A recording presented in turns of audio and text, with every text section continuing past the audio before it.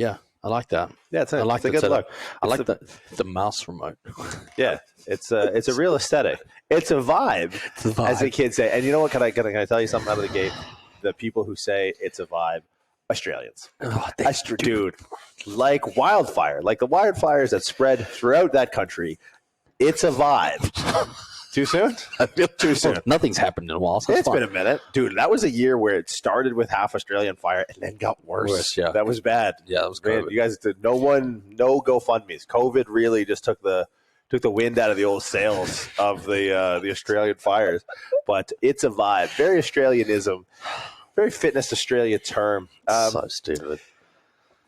I mean, we just need to address something out of the gate. Today's episode, friend of the show, Ryan Fisher. I mean, as someone who releases podcasts, yourself obviously included, the timing on this couldn't be really better. Worked in our favor. Fish, huge shout out to you, brother.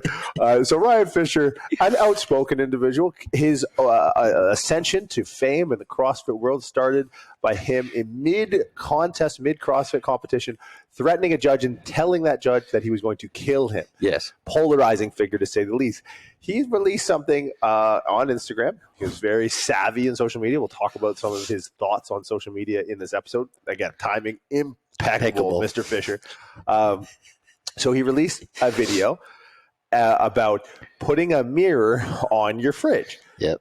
And it's like, and he even admits in the post, like, this is an aggressive way to, like, reach your goals. And, sometimes to reach aggressive goals, the ends have to justify the means, right? It's no different than, it's slightly different. But, like, I know people who, like, write their actual goals or whatever on, like, their mirror or some shit. Yeah. Phil Hellmuth, professional poker player, excuse me. He wrote his goals on his mirror for, like, decades. One of the best poker players of all time. He used the word fat. I think that's what it was. In the video, he used the word fat.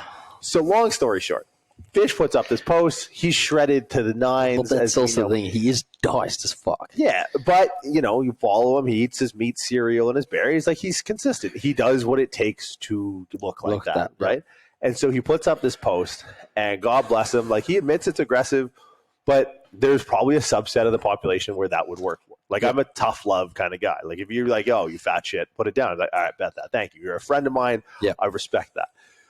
And some dude gets a hold of it. Okay, can we just – two things. I'll say his name because I don't like the fact that because I was talking to Fish. I was like, yo, dude, this is going around. He's like, what's going around? Because he wasn't even tagged in the video. Yeah, I saw that. He didn't tag So this him. Ben Carpenter kid who looks like fucking Paddington Bear in remission has a go at Fisher, which, like, Fisher's my boy, right? And we got this Walmart James Smith having a fitness cuck at my boy. It's like, come on, dog. Like, at least tag him in it. Yeah. You know what I mean? Balls to call someone out. Yeah, like, I'm a fucking, I'm a name names, bitch. It's just, I don't agree as I'm sitting here talking shit. But it's like, this guy is the bird that takes the food out of the alligator's mouth, right? Fish is out there. He's lifting weights. He's running his businesses, plural. Yeah. Stays shredded. Put stuff out there. Is polarizing, undoubtedly. But the thing is, like, a lot of people, there's a term in politics called gerrymandering. Some of you might not be familiar. We're going to get real highbrow, high class here coming off the midterm election, which is basically like a politician knows the geographical location of its constituents. So it just draws a border around it and goes, well, this is the new border. Why? Because all my fans and voters are in here. So it's like there is a subset of the population of people who will look at that and be like, oh, like, that's a good idea. I have my shit together. But hey, at midnight, there's a little Ben and Jerry's offset here. We got it right over there. If there was a mirror in front of, like, yeah, I mean, eating disordered, what is an eating? I mean, there are boundaries. And Ben in this thing he takes them to extreme or absurd extremes. They might not be absurd extremes in some use cases, but there are use cases where they're not absurd extremes, where someone who might look at that and be like, oh, that might stop me from grabbing the pint, right? So, the idea that you're just going to, like, the idea that you can't create any meaningful content and you're riding the coattails of a successful athlete and business person who was even attempting to make some recourse in the video, And that is your way of generating content by being the fucking bottom dweller that just eats out of the teeth of someone who's putting in the work. Like it's lazy. It's ultimately lazy. And he's appealing to a lazy audience. He's appealing to someone who might sit there and be like, oh my goodness, like it's a fucking post on Instagram. Yeah. It's infuriating to me that kind of stuff just goes unchecked. There's no consequences. Or he feels as if, Well, yeah, I mean, that's the thing, right? Like, the likelihood that they meet in real life. But the thing with Fish is like, and I was talking to him 10 minutes ago. I was the one who shared the post to him. He's like, oh, fuck, this is hilarious. He goes, maybe I should message him. And he said some other thing. But no, like, you don't get to a position to be where he is. And some of you guys might not know how successful he is, or even how like impactful he is. Like he's a very dude, his challenges alone, like the Earn Your Carbs challenge that's evolved and something like that, like that's thousands of people, like in the 20 plus thousands that he's changed people's lives with, changed their health, changed their benefit. And they're extreme approaches, but he also educates people on all these different things. And like there's a million ways to skin the cat. Right. No skinning of cats were involved. Sorry, no.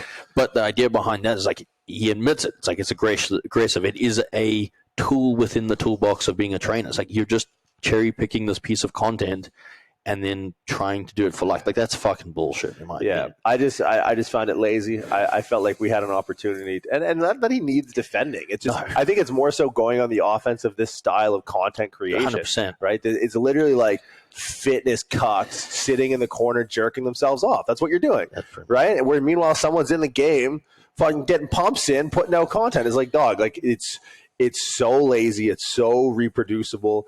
And you know, there's no inherent value built on top of that. Like you're only putting like negativity out into the space, and it's like you're proclaiming to be this mental health advocate, but it's okay to put up a sacrificial scapegoat and not even tag him, dog. Yeah, it's fucking double standard bullshit. Yeah, I mean, I'd love to see that in like an alleyway. Fish enters. Oh yeah, Fish is an animal. And it's like that's the thing. You talk about consequence. It's like, man, find out. Yeah, find out. And it's like, and you know, I hate to be like inciting violence, but it's like there's a point in which this goes too far, right? Like let's use some of his tactics against him, right? Where does it stop? Right? Whereas it's an Instagram post today. What are you going to like? What if people see Ryan Fisher in the street? Are they going to like tar and feather him? Yeah. Well, like they look at it almost like, and this is a Canadian, like a lobster trap. It's like one way in, but it's not the same way back out. It's just like, I don't know. From a content creator perspective, it's lazy, right? And no one goes harder at making content than Fish. So it's like we know that we've seen what he does. We've seen the hours he puts in for it. It's like, so that video there was thought out. It's not just fucking around. He's like, there's a point, there's a purpose behind it. Like it does appeal to a certain market, and he agrees with that. And he says that. It's like, to then cherry pick that one piece, I just think is fucking stupid and naive. Yeah. And so, well, I mean, that's enough. And like, obviously, I just wanted to, again, not defend him, but I wanted to, because we recorded this before that shit came out, and I wanted to double down and support it because, you know, it's I don't want to say it's polarizing, but it's find your audience, right? And I'd be really sad to meet someone who follows with intent someone whose job is to just be like a naysayer, right? The antidote to a bad idea is a better idea, right? So it's like the fact that this guy just goes out and shit posts someone who's dude has been in it, been through it. Like, get the fuck out of here. Guy looks like if like Arthur the Aardvark was like a drug addicted child actor. Like, get out of here. You did nonsense. Anyways, we just lost all our sponsors. So shout out RX'D Radio 20, because you guys in Australia, it's a vibe, mate. So the code got leaked. I didn't even know that was a thing. Yeah. Until I got that email today. So, you know, the RX radio community popped so hard that the Vivo barefoot link ended up in a place where it shouldn't have, and it went viral. Yeah. So we've had to change it. So Australians, I know you guys, and it's across the board. Yeah, across the board. All right, but I know the Australian one wasn't working, or at least the guys in Australia. Yeah. You know, you guys walk around with no shoes on because you're just a bunch of degenerates. And we're like, yo, get the same benefit without getting Hep C. #Vivo Barefoot.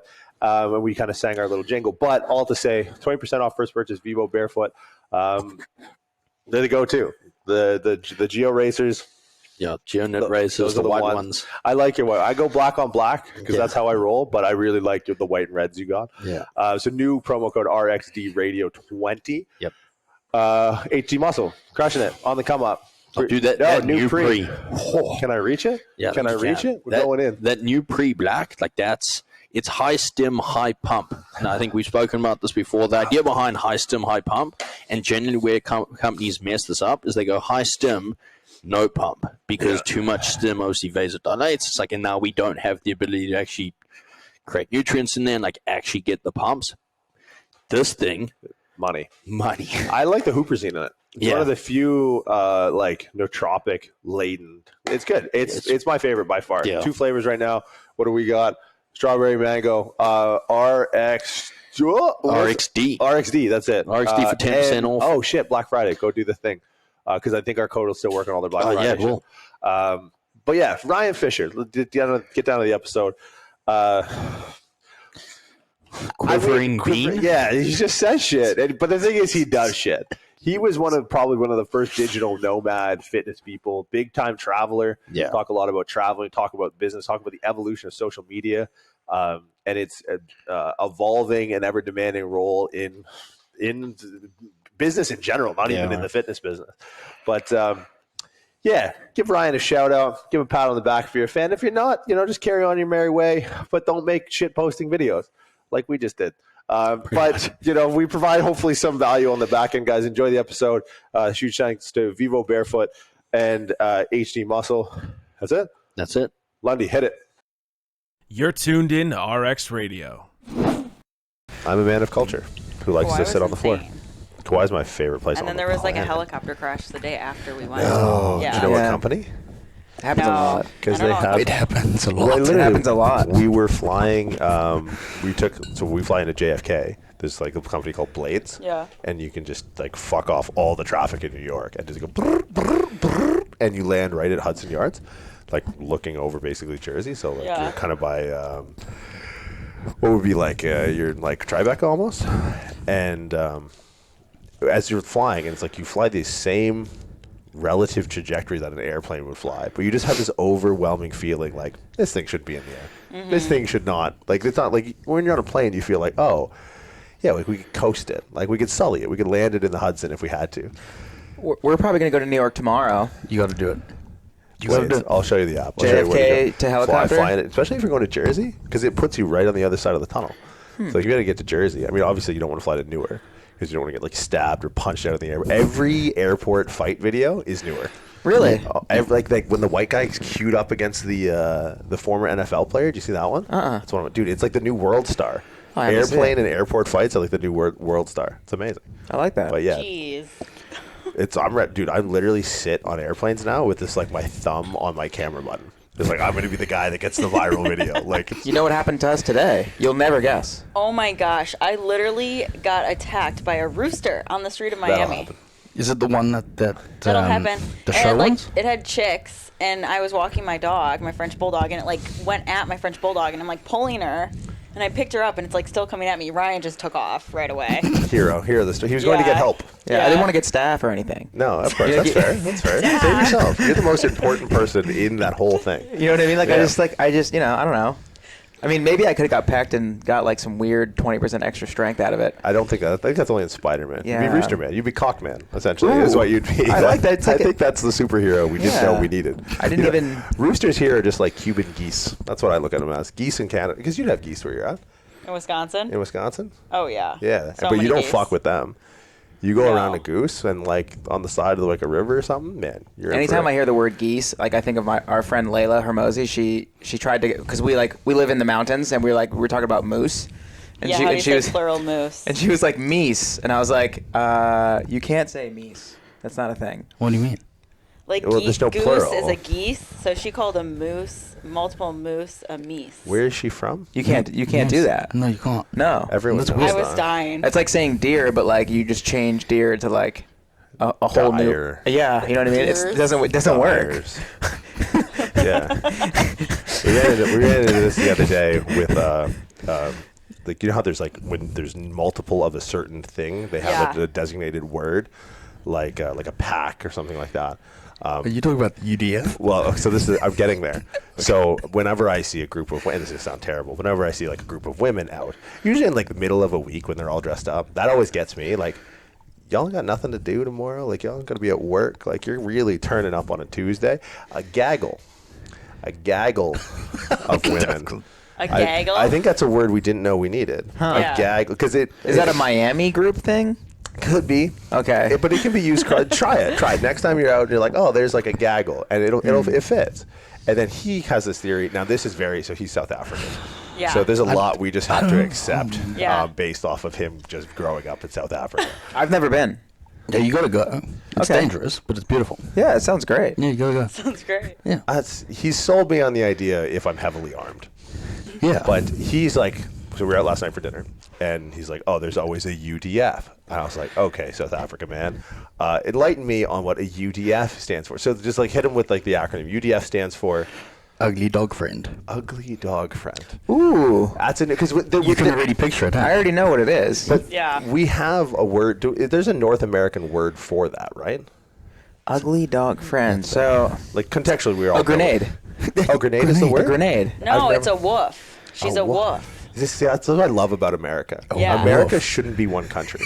So a grenade though is like I'm listening. that's the girl that you bring. So the really pretty girl brings a grenade with them, and The then ugly dog friend. the one friend who likes the really hot girl, the other guy has to land on the he grenade takes- and that take makes one for the so much team. sense. Interesting. Okay, Yes. I do like that. That the storyline behind that really makes it land. Now you're saying that person would be A woof. a woof. Yeah, And she's a it's- woof. But like, does she's integral to the ecosystem?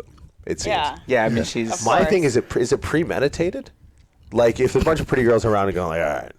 We this have is to not bring gonna- one we of need these to- Yeah, all grenades. right. What are we? I imagine like three good-looking girls my sitting around a gosh. phone, going like, "Her now she kind of smells funny. If you look like if you touch her, she'd be sticky." Like there's a selection process, Yeah, right? like a Bumble for woofs. It's actually not bad. Look, we are in a WeWork in Miami right now. Someone within a 50-foot radius is working on that very thing right Yeah. now. Oh, Probably. 100%. Yeah, Yep. because it is so reproducible that it has to be premeditated. Well, everybody needs something to bring them up. So if you feel like you're an 8 in this gaggle, you're like, you know what? It works. It fucking works. No matter where I am, I have this friend who's a solid 2, and it's bringing me up. Then what does the friend get out of it? I mean, she gets the other grenade, Like and, a- and to her, Hold on. Oh, There's a grenade in the guy group. This is a Russian net. Oh, There is. everybody has a grenade in their group. You know what? I feel like that's me because I didn't know that it was a thing. It's like, oh shit! This is how I me. get. This is why I get invited to shit. Okay, fair enough. There's another theory. So my cousin used to have a theory of go ugly early. So essentially, like you've seen this at a club or like if you go out, it's like you can usually pick out the hot ones in the very beginning, and then by the end of the night, they're probably taken. So he used to just go ugly early and like walk in, be like, that's the one I'm going for, and then he'd play his game over the night and try and get something better. But because he had established dominance in the very beginning, he was always going home or something. See, I had one. So I that was makes sense. I was a bouncer, so I only had one move, and that was like the white knight, right? The pretend boyfriend is what I called it. Was like.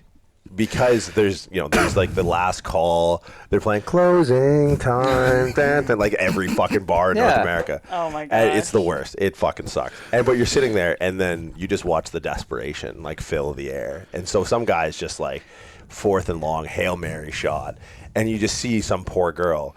And then like the only move I ever had was I would just be the pretend boyfriend. Yeah. Like she was waiting for me at the end of my shift, and I would just like intimidate away whatever like weirdo bottom dweller was still there at 2 a.m. Bottom dweller. That was the only move I had. If that didn't work, but usually you'd be like, oh, okay, thanks, and walk away. Like you still kept some integrity there, which I mean, as much integrity is left at a bar at 2 a.m. in the morning. That was the only move I ever had. No. I mean, it's a chivalrous move. I thought so. Yeah, I like thought it. so. I yeah. like it. Now there was a move that you can do on social Zoe's media. fucking beans quivering over there at just the thought of. Ew. Oh my gosh. We have not edited a single podcast. We've done like 400 episodes. Until now. She's Believe- like, I the can't believe chivalry. what goes through guys' minds. No, The chivalry please, of this do not- conversation. Do not group Bean quivering is such a gross term. Quivering. You know what we have to do is we have to make that the name of the episode. Yeah. I'm sorry. The quivering bean. And this will be the last episode Ryan we caught ever me. do. No, the spotter. I had a lot of friends do that. Okay, no, you have something to say. The spotter. The spotter was one where the bouncer would work, and you'd have different stuff. There was a lot of. You guys good? You guys want to take a minute? Should we I'm leave? quivering. I got wonder, quivering sandbar over here. I wonder how many times that phrase is going to get used now. That's going to be a hashtag. Oh. The possibilities are endless. Yeah. But the spotter was, we'd all have like radios, and there would be the goal. So bouncer would walk by a gaggle. See, word fits, and the other bouncer would be in his ear and be like, "Oh, the girl in the red is looking at you." But you can do that on social media. The weirdest thing about social media is the fact that you can look at who's watching your stories. That is the creepiest thing in the world to me. Because that's like the ultimate spot. What are you? Ultimate creep though is if you look on your story and you have that person at the top and that person's always there, you know that they watch your stories more than anyone. Did you know that? Is it not to do with interactions though? Like if you're not interactive with this person, I feel like it might be segmented that way. But I'm not going to talk social media stuff with you because I feel like you'd know way more about it. Did you ever think you would know as much about social media and human behavior as you currently do? I mean, I never really thought. I honestly to get the conversation on a more serious route. I never. Really, we're going to stick on bean quivering for an hour? Yeah. I never truly thought that social media would be so important to the point where it's like if you don't have not only a presence but a general understanding and all of that stuff, and also an intuition of what is next. So now it's not I have to be good at Facebook. And I need to know analytics, I need to know marketing, and I need to know, everything about posting and what works and all this stuff. It's now I need to know Instagram. Now I need to know TikTok. Now I need to know what a trend is. Now I need to know how to post. Now I need to know how to do stories and lives and all these things. And it's man, it's a lot. It seems like the goalpost is constantly moving at a rate that I can't keep up with. Same. Yeah. I think what's tough is it's well, which one do I focus on now? So that it's going to give me the most bang for my buck. Because obviously the answer is I should focus on all of them. And it's you just can't. So it's what is the best one for me? And it's interesting. We went to Traffic and Funnels, which are Traffic and Conversions or Traffic and Funnels? What was it? Traffic and Conversions. Yeah. And it was in San Diego. And Logan Paul was on stage and he was talking about social media. And it's a $5,000 ticket thing. And we went. And he was if I could start all over again right now, the only thing I would post on is TikTok. He's I wouldn't even post on anything else. This is coming from a giant YouTuber. Right. And then who's the other guy? Mr. Beast, same thing. Yeah. He said TikTok. But he also said that YouTube Shorts is going to start monetizing soon, and it's going to wind up being the future of everything. So it's now you have this tug of war where it's I remember when TikTok first came out, and I was damn, I should go all in on it. And then it was it kind of slowed down. And then I feel now it's picking back up again. And then YouTube was a huge thing back in the day, and now everyone's YouTube's the only thing that matters. And it's when you start thinking about Instagram, you get so hyped on Instagram because I think all of us, especially in this room, I feel most of us got our legs running on Instagram. Yeah, for sure. But you think about everything you've ever posted on Instagram, ever. It was there and gone in 24 hours, and you're holy fuck, the amount of time that I've wasted. Because if I put all of that on YouTube. And you went on Google and you searched gaggle. Yeah. Where you searched the Bean Quivering podcast, it would pop up. But if we posted that right now on IG, it's gone. Gone forever. And that is super devastating to me to understand. And it's so you're telling me if I put it all on YouTube and I chopped it up and then put it on as a post later on, that would have been way more beneficial. The answer is yes. Yes, I was going to ask, we should reverse engineer it then and go the longest form content first and then take from long form content into the smaller bits. I mean, that's 100% what you're supposed to do. The issue is getting good long form content. So in the process, you wind up just making a bunch of short content and you're just it's just not, it's just not ideal. But I feel and this is where, because you talk about Logan Paul, you talk about Mr. Beast. It's is there an idea that it's a product market media fit now? Because TikTok to me, we sell academically constipated courses on biomechanics. some idiot that just scrolls through the milk crate challenge is not interested in spending $1,500. If the last thing you saw was some Mexican guy breaking his neck on 12 milk crates, and then you go to like, well, you see, the ilium is attached to the it's just not like, it's not a product market media fit, because the two people you talked about, Logan Paul and Mr. Beast, I'm assuming they make. Well, now they have different revenue streams, but there was a point there where their main revenue stream was monetizing their following and their eyeballs, where it's like you monetize outside the platform, which I think is not unique, but in that conversation, you are an outlier to Mr. Beast and Logan Paul. So yeah, like good at garnering eyeballs, and these platforms would be good from a monetization perspective now for them. But it's like, do you ever feel like, the success you've had and continue to have on social media platforms, primarily Instagram, that you found a product market media fit? Yeah, I mean, I think you're right for sure, and I feel like at this point now, when I post on social media, like at least Instagram, for one thing, I'm always just kind of like, this is what I want to post. This is what I think is good. I'm not even sure if it's going to get me followers anymore, but I do know that like when I have a new program, whenever something's going to happen, I'm just going to put a bunch of money behind it and everyone's going to see it anyway. Right. So I start to feel that way. So I feel less stress on Instagram. But recently, I was telling you guys off the air, for everyone listening now, is like I have a friend, Alex Hermosi. Zoe and I are friends with the Hermosis pretty well. And like I started using someone on their video crew team, and someone was telling me how a video of him going to Chipotle, his order at Chipotle, got him 1/5 of his following. 1/5. I know. I'm still upset. Yeah, he's in the business of like investing in other businesses. But if you get a video that gets 6 million views, I got to imagine one motherfucker is going to want to learn about the ilium and all the things you're talking about. Because what's going to happen is like someone's going to tag someone in it who thinks it's funny, and they also are like into fitness, and they're also like, oh, this guy's dope. And then like it just kind of it's just a snowball effect. Yeah. And understanding and trying to wrap my head around the idea that 80% of your content should be outside of your actual specialty is such an interesting thing. But if you think about the people that you've ever followed, I bet you followed them off of the 80% and not the 20. I've noticed that even in the last like year of my life. Like I had more times to like create content in things that I did were not fitness, and I got way more followers, way more engagement. Like I got a cat, and people buy courses now because they're also like cat people. I'm like, okay, that's not like the only thing I do. Or like, we travel a lot. And people like, oh, I kind of like fitness, but also like fitness and traveling. You're traveling a lot. I follow you for that. Yeah. So yeah, I mean, I wouldn't have believed it until I just lived it. Where it was kind of like this, not compulsory, but it's like I almost felt weird breaking the mold of like, hey, I have to post something non-fitness or I'm not posting at all, because my life this year wasn't really heavily fitness oriented. Like it still work for me, like work, but my day-to-day, it was like, oh, like we literally woke up one morning, I was like, let's go to Egypt today. And it's like that did way better. Like me at the pyramids just randomly one afternoon was like way better than like 4 tips for blah, blah, blah, blah, blah. It's like, dude, you end up just washing out in like a sea of endless fucking content. And like that's another thing is, how do you, even with that model, how do you stand out now? Because that seems like people are catching on. That's the really tough part. So that's where I feel like the 80% is so important.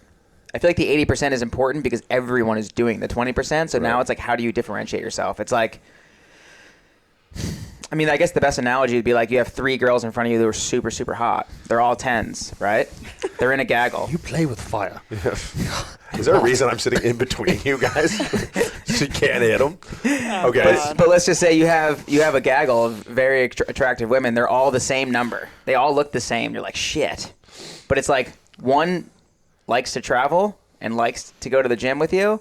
The other one is like only likes to stay home and make sure she cooks food, and like she has like all your back end stuff done. And it's like now you have to like choose, like, do I want to be like the home kind of body, or do I want the girl who's going to go with me and do whatever, or do I want the girl who has her own thing, who's kind of just like totally separate, and then we go home, we just talk about our day. So like that's kind of choosing. I could be way off here. No, but I'm just marveling at the number of potential options to make this comparison that weren't women that you chose to land on politics. You could have easily done this. Imagine there's 3 political candidates. You can't decide. And one is a pro-abortion, one is pro-weed, and one has good foreign policy. But you chose to play with fire and go down that route. I was literally counting in my head how many different analogies we could have used other than that one. But I thought those were the top 3. It's a choice. You die on the sword. But yeah, I get what you're saying. But then, like, the hardest part for me was always, like, not feeling the compulsion to do something for Instagram. Yeah. Right? That's always tough. It's all about, like, someone told me, like, build your brand. And what is your brand? It's so much more than what you're selling, which I feel like I still struggle with because I'm like, I know I have so much value I can provide to my audience, but it's the same sort of thing you're saying, like 3 tips to do this, how to do this in the gym, nutrition, whatever. But people don't care about that. Like, I post my freaking dog, and that's when I get the most interaction on my social media. People, like, lose their shit over my French Bulldog. They're like, that's the cutest thing I've ever seen. And so it's all about, like, building your brand. And I thought it was so interesting. Logan Paul said, all you need is this. Like, people just have a freaking phone. Yeah, that was a good whip one. it out, take a video. Like, people freak out about needing all this crazy media team, production, editing, but all you need is an iPhone and just freaking post it. I'm guilty of that. Yeah. I mean, it's so hard. Once you go high res, you're like, Yeah. Like, it Just looks better. Dude, I just Yeah. bought a camera. I'm like freaking out. I was begging Ryan. I'm like, I need a camera. And he's like, you have a freaking iPhone. Just use that. And she got the camera, spent all the money, and just like barely uses it. Yeah. No, that's not true. Gosh. Well, but I mean, ultimately, like, does it? If it matters to you, does it matter to your audience? That's where I get tripped up. Because, like, okay, like my wife is like, her social media is pristine. She does like brand shit for other companies, and it's like, if it's not framed a certain way, and it's like, once we start having like photographers around, like, or on staff, and then all of a sudden the idea of like just snapping a photo on something that wasn't that is like, oh no, like that seems less. But then you realize that no one gives a shit. Or you try to realize that no one gives a shit. Yeah. But it's do you find it hard? You guys live an atypical life, to say the least. Yeah. Do you find it hard to share? Share our life. Yes. Like, have you ever struggled with that? Like, you guys can do cool shit on the backs of, like, just working really hard. But in the Instagram post, no one sees the hard work. No. No? Yeah, we work a lot. I just think, like, no. Well, Ryan and I say this, like, we've been working so hard recently. We just, like, sit there and work. And it's like, do people really want to see this? But maybe they do. I meant more to the fact of, like, Oh. like, you bought a new crib. And I was fucking stoked for you. Because no one deserves the crib like you. And I remember when you bought your first one in Newport. Same thing. But it's like, I know the story.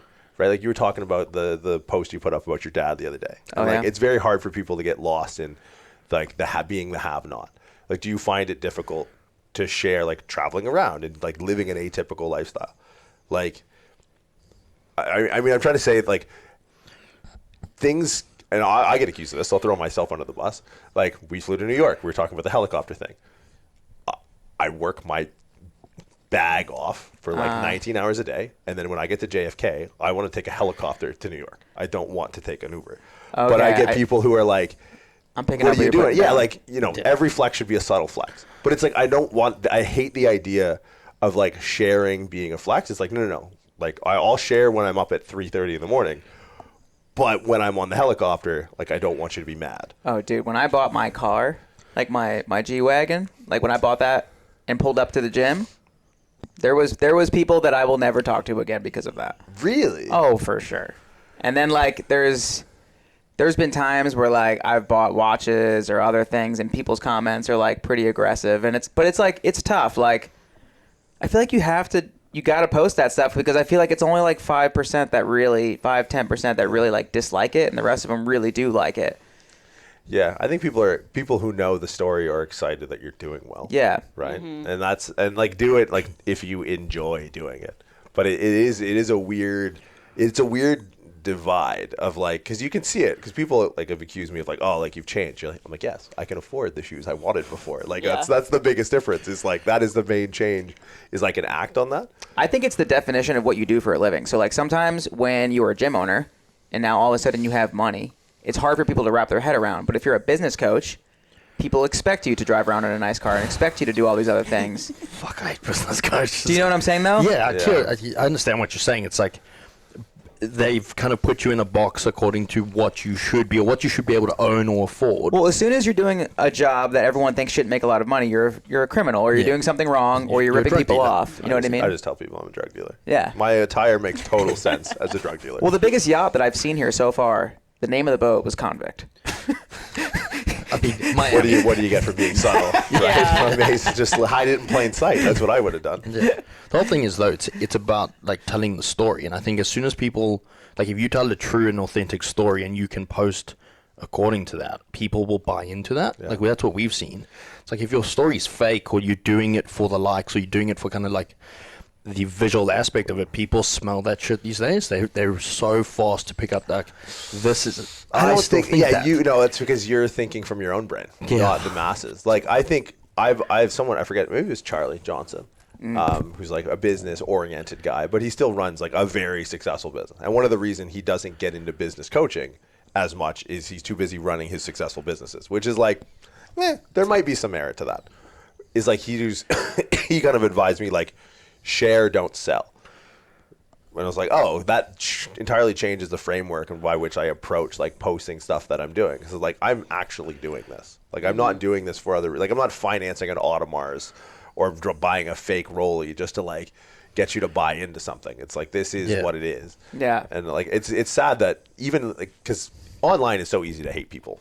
Right, it's pretty much made Guilty. tailored for that. But the fact that people like you rock up to your gym in the G-Wagon and people like immediately flip the switch. Oh, when Zoe and I pull up, I'm always like, can we not pull up like near like Yeah, he let's has pull me up. park in the back of the parking lot. He's like, Really? don't park in the Every front. time. Dude, it's the worst. I hate it. Like I have to like be ashamed to drive my car. Yeah, but I totally understand that, but that's because you didn't grow up with money. But That's the number one. It's, honestly, when I trace the cord back to the wall, the people who feel that way, like I talk to my shrink every week, trying to overcome the fact that I grew up thinking that people with money were bad, because my parents were like flat broke, and the people that were richer than them told them what to do. So I just kind of grew up like low-key hating people who have money. and it's like I wouldn't hate someone to hate me for not being poor. If as weird as that is, as backwards as it Yeah, is. that's interesting. I'm fucking dude. Social media is tough. It's like the people that you think are doing extremely well and they have this like facade of what looks really well. They're usually not even really doing that well. And then the people that you find out who are doing really well, like when you find it out, it always blows you away. You're like, no way. You know what I mean? Like it's the people who have like 10,000 views and not like a million views. And it's like the people who are more down to earth than you think they are. And it's like, you know, it's like all the flashy stuff. Those people are like in trouble. Yeah. Like they've maxed out all the credit cards. They've done all of that. I mean, dude, it's blatantly obvious to me that you like love what you do.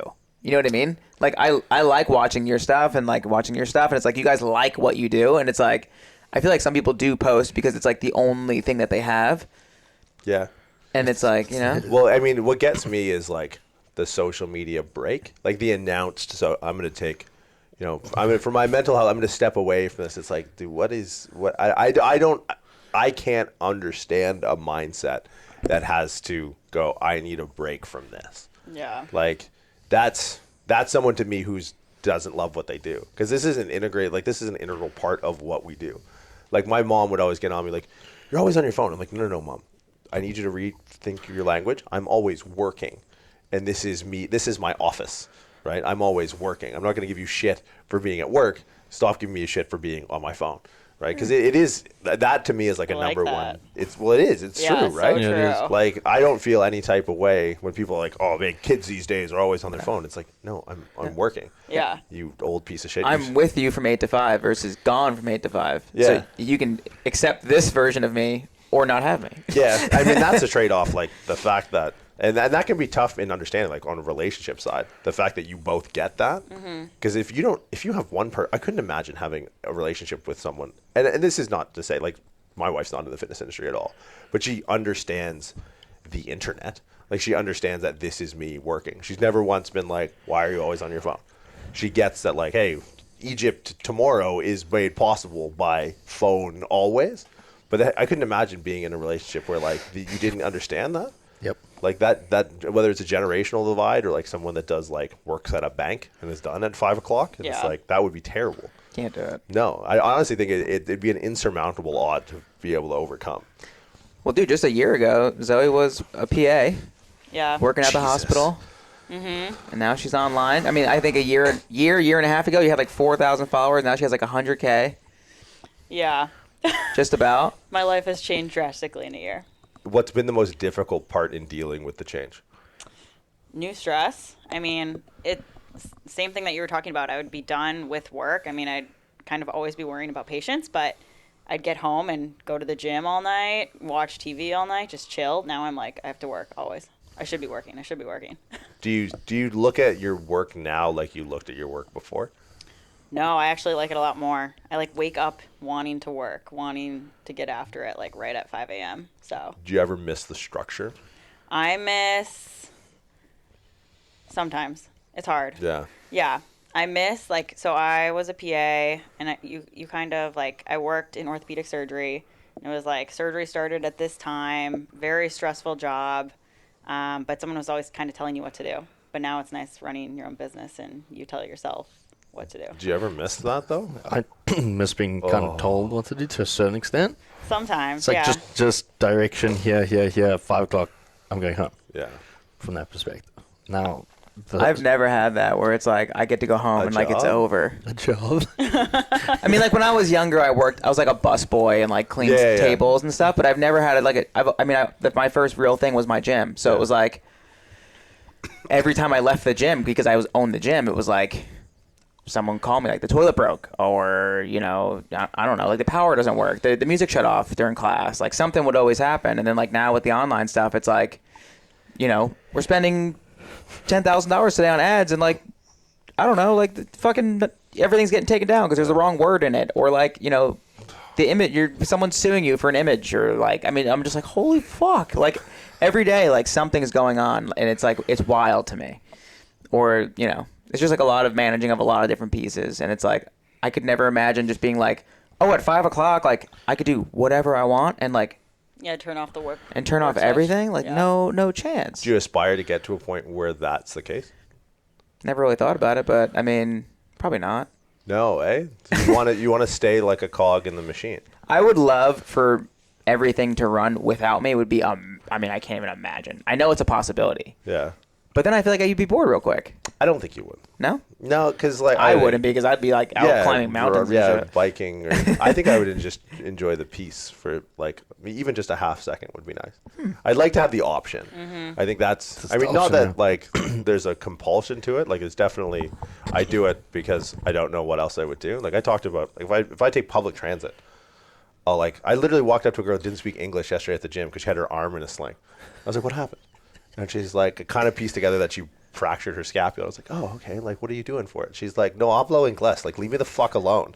It was just I'm genuinely interested in that type of shit. But I would like the one day to wake up and just have just a transient moment of peace from mind and just not thinking about anything, because I don't think I've had that in a decade. I don't think I've never had that. I know exactly. I think I would just travel. I know exactly what I would do if that time ever came where it's all right, I can walk away. I tell her all the time. I was I would never, if I could never have a home, I would kind of like that. Which is interesting for a guy who now has 2. It's a bold move. What's that? Do you now have 2 homes? Oh, but yeah. Just be a permanent one. Are you as inclined on the travel side as he is?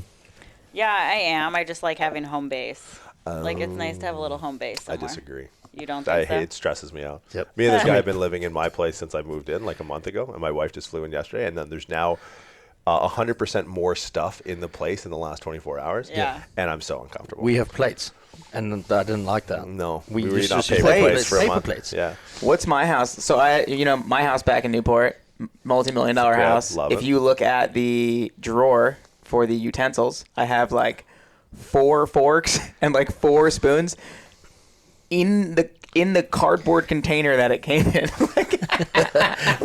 That's a hell of a first impression. Yeah, it is. Well, clearly he doesn't entertain.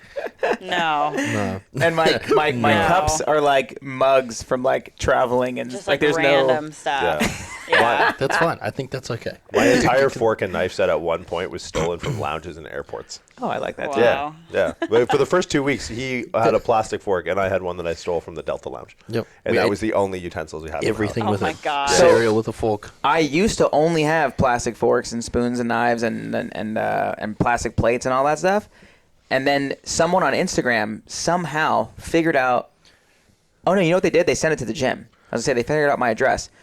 Someone sent the silverware that I have in my house right now is from someone on Instagram who sent it to the gym, and they didn't put their name. They just said, "I cannot watch you in your dream house with these like plastic spoons and stuff like that." And they're like, "I want you to enjoy this." And I literally was like, the fact that you could send me this and didn't even put your name on it is like. That's like pretty clutch. Cool. Yeah. That you just gave me anxiety. But that's an clean anchor. things, That's though. an But that's anchor. fine. Though. Take it. I hate the idea of like an anchor, like owning, especially in the last year with like house prices and stuff. The idea of like you have a house, and it stresses the shit out of me, and that's not even my fucking problem. But like the idea that because everyone's like, oh, like just buy it and rent it out. I was like, I don't want a fucking stranger living in my house. No. Like, I just want. I like my favorite thing is throwing my garbage in a hole in the hallway. I love my building because it's like, I just have to trash. Hold on, there's a magic hole that I could just fuck this off as I walk down the hallway. And it's not like Tuesday morning garbage day. Oh, the idea of owning a home stresses me out to no end. I remember like being excited like when we moved to Tahoe. I was like, oh, I can rent my house out for like X amount of dollars, and then like I just never did. I was like, I don't want anybody in my house. Yeah. No, that's what break it. You worked hard for that. Yeah. But the house has increased quite a bit in value. So like for me, it's like it was a good decision. But I mean, also it was like during COVID, so like who would have thought that houses would like triple in value? Yeah. Do you miss it while you're gone? Because you've been on the road for like a week now, and you'll continue to be on the road. I mean, I don't. Newport's nice. I mean, you've been to Newport. It's a cool spot. Like I like miss Newport. I don't like miss my house per se. Do you miss having a home base? Not really, but same thing as Ryan. I miss Newport. Is there a time that'll elapse where you're like, okay, like I was on the road for 4.5 years straight. Yeah. And like it got to the point where my biggest frustration was not knowing where the light switches were. Like you wake up in the middle of the night and you think that you're at the place you were at last night, and so you hit the wall and like, fuck, I'm not in the brownstone in fucking Bed-Stuy. I'm in Singapore, and you're like, this is a different place than it was yesterday. So that's what. But it took me 4.5 years to get mildly annoyed that I didn't know where the light switches were. Where was the longest place you've ever stayed? So for 3.5 years, the longest time I spent in one place was 11 days. And then that was up until I got a condo in Burlington, Ontario. It's like Toronto area. I was there for like a little bit longer than 11 days. But for my first 3.5 years on the road, the longest time I spent in one city was 11 days. Okay, I'll rephrase. So like, let's just say whatever it was like you were only supposed to be there for like 5 or 6 days, and you're like, you know what? I'm going to stay a little bit longer because this place is cool. No, never. Nothing? I see, because I wasn't on the road by choice. Okay. I was running scared for 3.5 years. Okay. Like it was on to the next thing, because it started by got divorced. I was living in my car at the San Francisco International Airport, and I was basically trading seminars for hotel rooms. Like, if you flew me out and you put me up in a hotel, I will speak in your fucking whatever gym about whatever you want. Just put a quarter in me and I'll talk for 2, just so I didn't have to sleep in my car. So that's what I did for like 2 to 3 weekends out of a month. I would be somewhere else and just doing seminars for basically nothing, basically the cost of my flight and hotel room. And then finally I was like, I bet you I can just fill that 4th weekend so I don't have to fly back. So I had 2.5 months like lined up, maybe 3 months lined up of seminar after seminar after seminar after seminar. So I left Strong New York. Strong New York, I left for New York, and I did Strong New York, and I went to Lebanon. I had like this thing set up in Beirut, and then I did some stuff in North America and was in Australia for a month. So I had like maybe like 8 or 9 weeks back to back to back to back to back. And then once I started on the road, the first weekend, someone messaged me, and that added an extra weekend. And then the next week, 2 people messaged me, and that added 2 more weekends. And then 4 people messaged me, and that added 4 more weekends. And the next thing you know, it's 3.5 years. And I just have gone from Airbnb to Airbnb to Airbnb. So it was never like a choice. I never had the option of like, I like it here. This is cool. It's like I have to be in. Okay. Like it was kind of like semi-routine. Like Monday I would travel, Thursday, sometimes Friday, Saturday, Sunday, seminar, Monday travel again. And I would just kind of do this loop all over. But now it's to the point where, like we did Turkey for like a month last year. That looked really cool. Yeah, and that was like, mid-COVID, we tried to go to Italy, but we couldn't. So we're like, all right, let's just go all the way around. So that was kind of a nice point where it's like, oh, I'm not traveling for work anymore. Like I can travel. I still do a lot of travel for work, but it was like a choice. Again, like having the choice to me, like that's the ultimate freedom. Because before, everyone was like, oh, that sounds so much fun. I'm like, you know how much anxiety I had presenting So what made you weekend? land in Miami? So I took a job as medical director of House of Athlete. Oh, I remember you saying that. So, Yeah. but Sorry. and it was just still like a work thing. Yeah. Like it's another full-time job on side of like running 2 other businesses, but it kind of goes back to our earlier point, and I'm almost guilty of this. I took I don't want to say I took the job because of social media, but my job makes me the first point of contact for like probably the best athletes in North America, which puts them in the running for top in the world. And that's going to help the bottom line of my other businesses. I know that. I still enjoy doing that job, but it's definitely something that was a business-minded Will you decision. continue to travel, or do you feel like your home base is like the States, or the home base is Canada? I'll still travel. See, and the thing is, I haven't traveled as much as I'd like to around North America.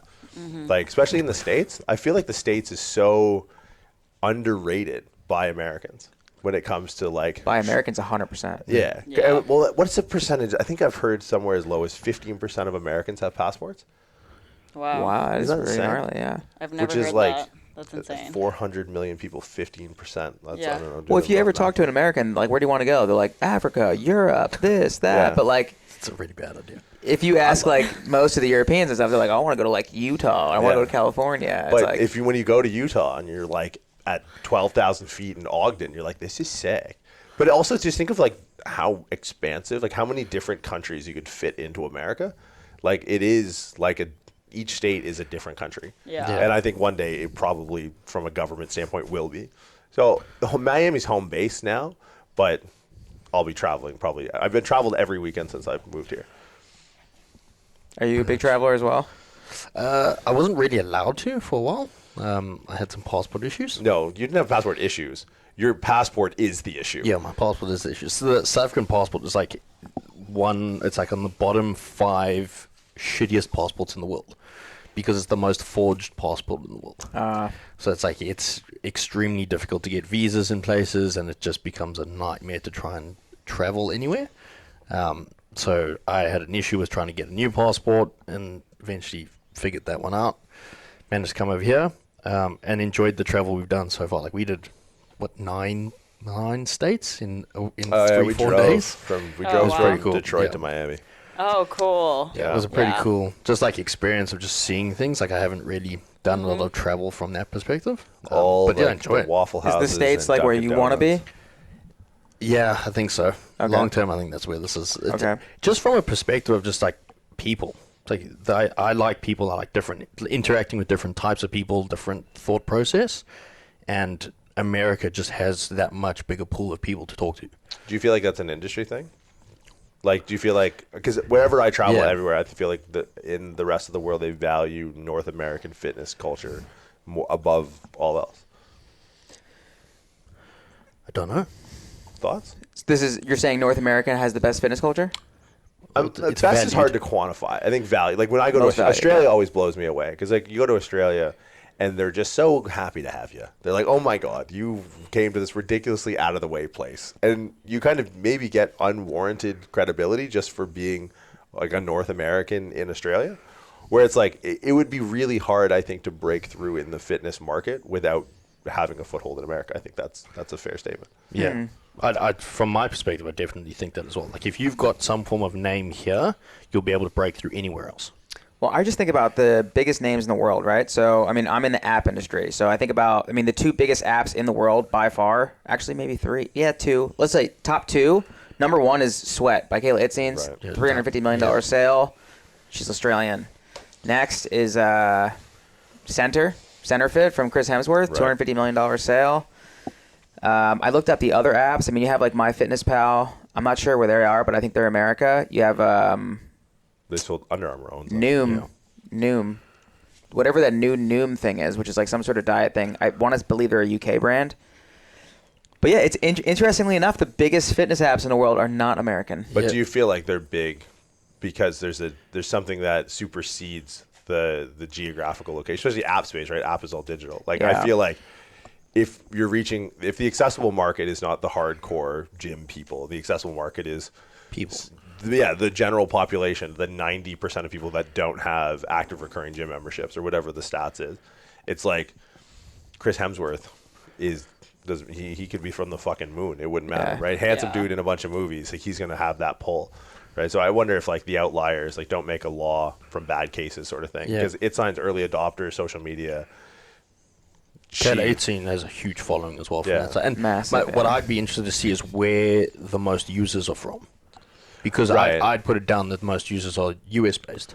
For me right now, we have 20,000 people. They're all over. I mean, it's definitely America, Australia, and UK. Yeah. But America's like obliterated. But so I think that's, once again, it's like the pool is that much bigger. Yeah. So like you're always like the fitness app will be bigger, generating viewers or kind of subscribers from the States versus anywhere else, just because of a numbers game. Yeah. I mean, I've ascribed this idea that, and it was something that I really held like true when I first started, was be famous in your hometown. Yeah. Right. So like I could always gauge like my growth, not necessarily off social media following, but when I went back home to like my shitty little ghetto ass hometown and I went to train, every time I go back, there's more people there that are like, hey man, like you're that guy.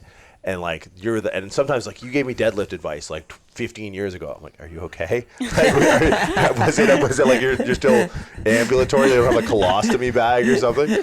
But if your hometown is in North America, I feel like you already have a foot in the door in getting to the accessible market, right? Because I think to your point, it signs up. There's only 30 million, 24 million people in Australia, somewhere in that ballpark. There's only 30 million people in Canada. There's 400 million in a developed nation that has Wi-Fi and not a crazy draconian government. Like, that's really unique. USA is weird like that. Like, if you look at other countries that are close to that population, India is our fifth market. Where does India? Do you know where India lies on your stats? Low. Really? So India has like a weird thing with fitness, and I don't think they're window shopping. I don't think they're buying anything. They're just here to watch. They don't have a lot of money. But exactly, they have a lot of people though, right? And you're like, oh shit, if we could only tap into that, but you can't. It's not really worth your while. China's the same. Yeah, China's the same. Then if you look at like Middle Eastern, like the Muslim religion, like Islam is 1 point something billion people. They got a lot of money though. Right. Well, yeah, but are you going to sell like Shake Fit or something like that? Is that going to be the next program? Like you in a fucking Kandura doing a snatch, like wearing sandals at a Richard Mille? Dude, like, I mean, if you can figure out like the program to follow during Ramadan, I mean, I think you could be. I mean, it's intermittent fasting. That's what it is. So 40 days and 40 nights. You just put the training programs right after the fast. I don't think they want Casper the Friendly Aryan doing their training program. I don't know. I feel like anybody just likes the opposite color. So I think if you're brown, you're all about the white. You want to talk to our South African friend about that? Let's not go down that road. Yeah, I mean, oh my gosh. Speaking of our South African friend, I have some questions I was excited about for this podcast, and I know that you're the programming guy. Okay. Right? Cool. So we talked about this yesterday in the gym a little bit, but I wanted to just go a little bit deeper on it. Yep. What is your opinion on training to proximity to failure versus progressive overload? And like how important, so like everyone else listening right now is like, I have to get stronger every time I go to the gym. I have to either get more reps, I have to do an additional set, I have to put more intensity into it. Yep. I have to have better form. I have to have something, right? And we talked about all this a little bit, but like, let's just say I'm going to give you an example. I'm an intermediate athlete. I've been training for like 2 years. I know what I'm doing. Yep. I have good form. Yep. And now I just want to focus on like getting a good program. So I seek out a coach. I'm like, all right, I think I have a good program now. But I start to travel a little bit. Yep. And it's like I can't really follow the same machines I was traveling and hitting when I was at home. So now it's like, okay, I'm going to switch up some machines. I'm at this new gym. Like they have some cool shit. I really want to try it. If I switch it up, is it more important for me to just stay on track and just keep using the same exact machines? Or can I start using some of the new machines and just hit closer to failure versus like, you know what I'm saying? The problem with that, though, is it's a new adaptation that you're bringing in. So just in adding a new machine or a new stimulus, you should create some form of response. Mm-hmm. So in theory, if you're changing the machine, you don't have to go anywhere close to either. It's like we changed the machine yesterday on within our program. It's a similar concept. in terms of like it's hitting the same muscle group, it's kind of creating the same type of response, but it's a different loading parameter. Like we've gone from a machine that we were pressing in a different arc to now still doing a press, but the weight's way less than what we've done before. The stimulus is still there. It's like I woke up pretty sore this morning just from that. So it's like if you're going to constantly vary that, you don't actually have to go near either. And I think progressive overload needs to be changed to progressive overstimulus. Ooh. It's the word of stimulus that needs to be changed. It's not overload. Because overload, like load is a glass ceiling. You can only carry on adding on pounds, kilograms to the bar, and then what? You stop eventually. I know, that's what I've always thought was so interesting. So change the stimulus. You're looking for a progressive overstimulus. Now, stimulus can be time, distance, load. It can be duration of sets. You can do density. Like there's so many other variables that kind of come into play with that.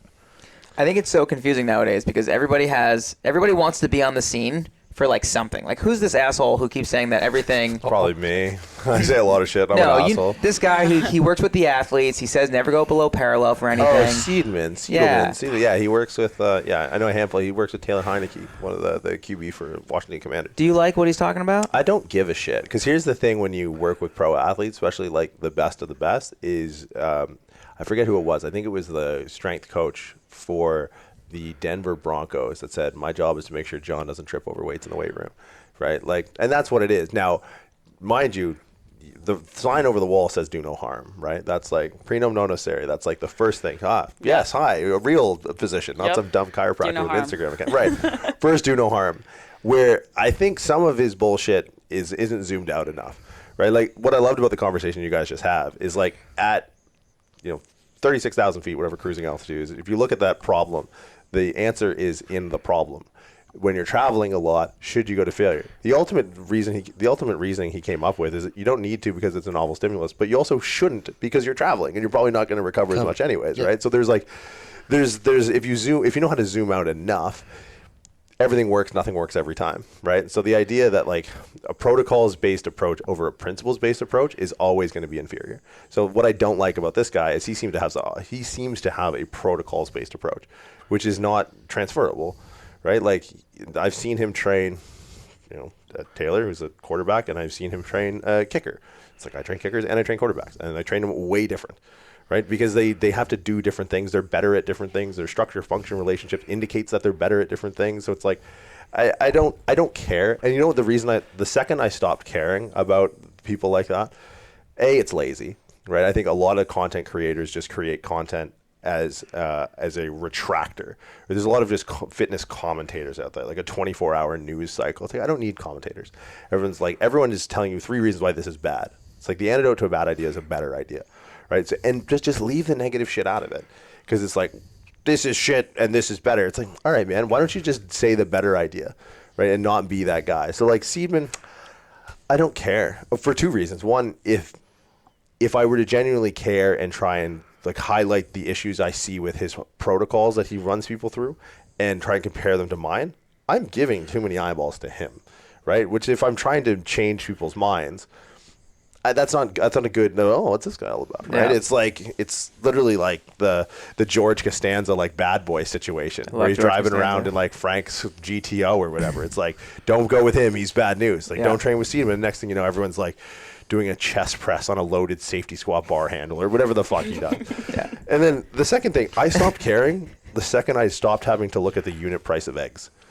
Once I had enough money in my bank account and I didn't have to check if I could afford food or gas, I was like, I don't care anymore. I don't care. I'm not resentful that this guy makes money, because idiots will always make money. And I'm not even saying he's an idiot. Yeah. Right? It's just I do things a little bit differently. And as long as I have food on my table, it's fine. But I did at one point not have food on my table and a ton of resentment because like, hey, this guy's making money. He's doing whatever. Makes sense. But it's a tricky thing to navigate. I find myself catching myself a lot, less now than I used to, of like writing the angry, like I'm just going to rain all hellfire on this person that everyone thinks popular, and I delete it. I just think it's hard to be the average consumer of social media and be like, who is right? Because people aren't just like having an opinion. They're like, this is the way. So like someone like him is like, you never go past 90 degrees for anything. Like you do all these like weird movements and stuff like that, which may or may not be right. Like I've seen him on different talks with like Mike Israelty, with like a bunch of other guys in the space, and like they're all just like proving him wrong. But at the same time, it's like, I understand if you're getting paid like $20 million a year, like you don't want to go past parallel and like go into a position that you don't even really need because you're a fucking quarterback. Like, you know what I mean? Or like, you don't need to put your shoulder into a position that you're never going to be in because you're a pitcher or whatever. Like it makes sense to a degree. Like you're not going to get hurt. But I think this debate is preceded by the conversation we had earlier. It's not about being right or wrong. It's about who do you like more. That's literally what it is, right? He's got like kind of this goofy, like nerdy PhD. PhDs are hard to get. That's why most people don't have them, right? So he's going to bring that into a conversation. Now, Mike Israetel, I know him peripherally, know him to be a smart guy. I think he's also a PhD. So what flavor do you like your PhDs? What flavor do you like your politicians or your hot chicks? Do you want to stay at home? Do you want to ride or die? Like, do you want some Bonnie and Clyde shit? It's like, it's the same thing. Like, you literally just have two people right in front of you that are credentialed the exact same, two PhDs, both in fitness, both big followings, both, I'm sure, work with pro athletes to a certain degree. Do you like your PhD to be stout and super jacked and talk about range of motion and all this stuff? Or do you like this guy who looks like Ned Flanders of fitness and seems like kind and maybe a little bit socially awkward? And then the socially awkward people are going to go with this guy, and the trend jockeys are going to go with this guy, and they're going to debate forever. Yeah. There's a static amount of hate in the world. It has to be allocated. It's how conflict is how we grow. So there's just a bundle of hate, a pool of hate, and when people just figure out what they want to hate people for. I think we should call this podcast the 80%, because people are. See, he pivoted away from the quivering bean. Well, now the more I think about it, it's like, well, then why does anyone even like us? Because you say dumb shit like quivering bean. Boom, 10 new programs. That's the 80%. That's the 80%. I hope. So then why does anyone like Ned Flanders over here? So it's like, I mean, the guy who does whatever his name is again. So, people don't buy what you know; they buy who you are. Yeah, and people are trying to sell you on what they know. I knew that going into this podcast, but now it's becoming more clear on different levels. Yeah, well, because me, I don't do much smart stuff on Instagram anymore. The only thing I remember from this whole podcast is that you have a cat. Great. Because the 80%. Okay. I mean, so I'm going to buy your program from just because of the cat. Yeah. But it's like, the cat. Social media becomes way more attainable and less anxiety ridden if you just go, this is my life. Some people don't like cats. All right, whatever. You're probably not going to buy my shit. If the deciding factor to not buy my shit was I have a cat now, then go fist yourself. You know what I mean? Mm-hmm. Yeah. And if the deciding fist yourself, 100%. Yeah, we're going there. I usually go fuck yourself, but fist yourself is more aggressive because the second you hit the F, they already think they know what's coming, and then you're like, wait a minute. Well, there's a lot more friction here, dude. Than like a perfectly shaped cylinder that's going to go in smooth. This is not. This is a problem. Go in smooth. Stop. You can't spit on this. This is. I mean, you can. My stomach hurts. It will hurt,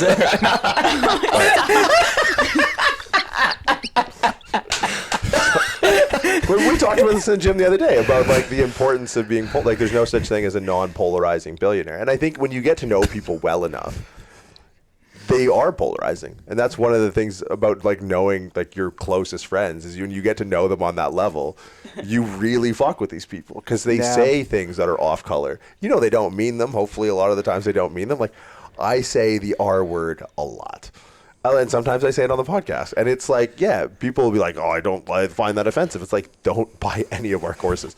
We literally sent out a sales email this afternoon. And I came up with the idea earlier this morning. And I was like, we need to give an incentive program for this new course.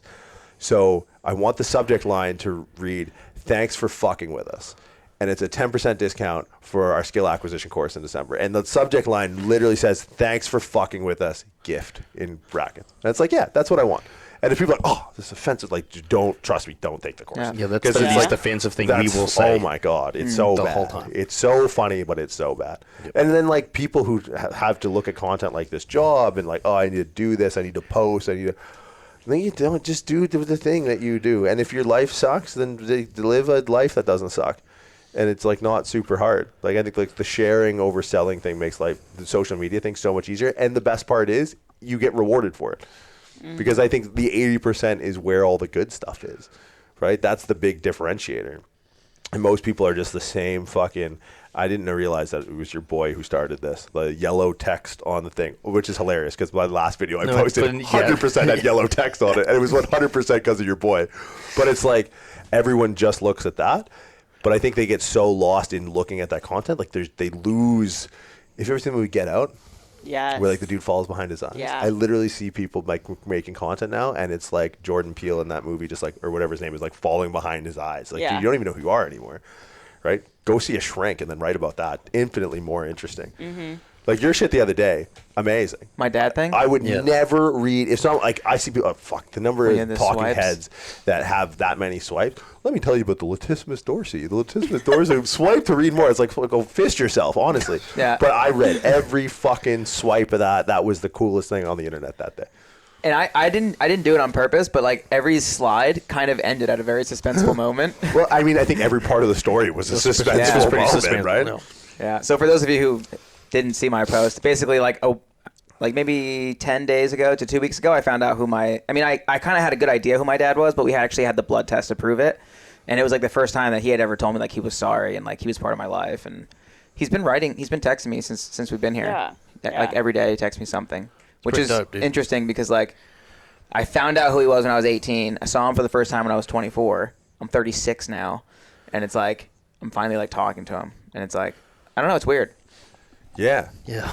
I think it's perspective. Like people think they go through shit, and then they get this. And I don't even. Maybe it's not even perspective. Maybe it's just company, right? Like everyone has their own version of that to a certain degree, right? Or like you, like talk to this guy for 10 minutes about growing up in South Africa. Like the number of times he's like, yeah, and then I shot him in the chest or whatever. It's like, oh, that's the words I've never said before, gosh. right? And it's just like, and it's not even. Some of it's perspective. Like you listen to his stories and you're like, oh. My little like ghetto neighborhood when I get like revolver pulled to my head. It's like that was like a 2-off thing. That was like a Tuesday before lunch for this guy. So I'm like, I don't have problems. Or, hey, we all got problems, which is also nice to hear too. Yeah. And I think people are so afraid of that. Where it's like, dude, just put it out there. You know? I think it's so valuable because social media is like literally the opposite of whatever that value prop is. I'm going to put everything else out there to make you feel like shit. Well, I wrote that pretty quick. And then it took me 5 times as long to click post. Come on.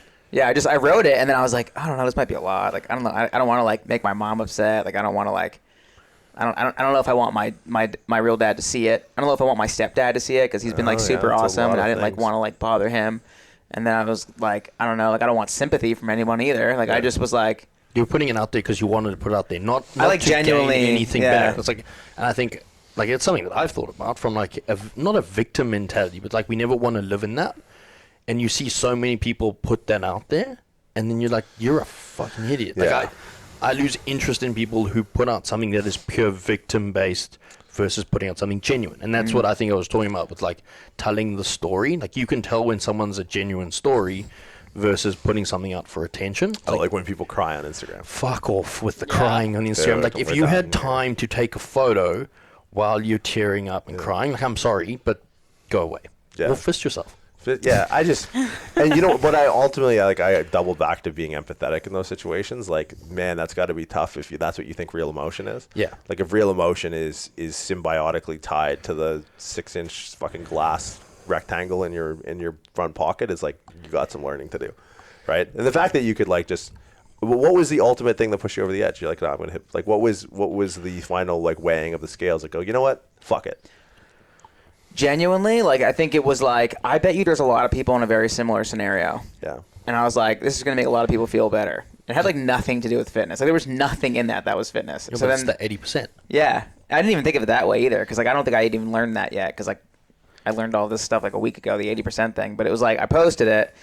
And I mean, the amount of messages I got from people and the stories they told me like crushed my story, which it wasn't a competition by any means, but they were like, dude, I have a similar story. And it wasn't just like a thing. It was like, boom. And like, I would look at them and be like, I can't read this. Like, I can't. But then I was like, I have a moral responsibility to read this because this person took this much time to write about something that was like, obviously like very, very like, Deep, it was very deep for them. They read that and like, they were like, I need to talk about this too. Like I had like a full week of like being a therapist and like, I always do. I voiced them back. And I was like, I have to voice them back and tell them things. And literally they were all like, people would like cry, like writing me back. And I was like, this is fucking cool. Like, and I mean, actually, when I took my test to actually send it out, because he gave me like an Ancestry.com thing, which was cool because not only did I find out who he was, but I also found out like everybody else. Family tree and shit. Which I didn't put in that post, but like I found all sorts of people. It was like really cool. So, but anyway, if you guys haven't done Ancestry.com, very, very cool. But anyway, when I did the actual test, it took a month to like get the results. Jesus. But the actual test, like I actually posted in my Facebook group the day that I was going to do it. And I never posted it on my social media. It was just in my chalk performance training community. So like, I don't know, you know, like, I mean, my actual community of people that like do my programs, like they knew about it like before anybody else did. Yeah. And I feel like they like love like knowing stuff like that. And like, I remember it was like probably the most popular post I've ever had ever. I like how it came this long to arrive to that point, though. Like, at no point did we talk about metrics of that.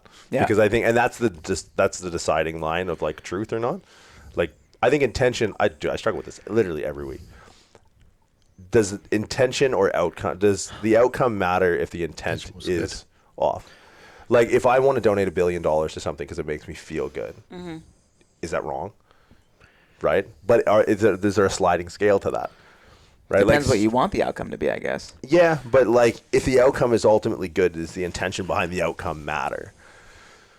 Tough. That's true. I struggle with that every day. What's of my the life. Lance Armstrong thing?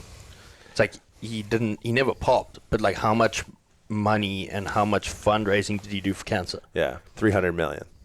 Is that how much it was? But but for then cancer, Oprah got him like a and then Oprah, but Stupid so the bitch. idea, like, and then he became like the most hated person in sport from that perspective. It's like, but look at all the good he did. Yeah. So, is he bad or is he good? Like, how do we weigh this up? I mean, ultimately, I guess, and like the thing that I find comfort in is like, well, that's your debt to settle.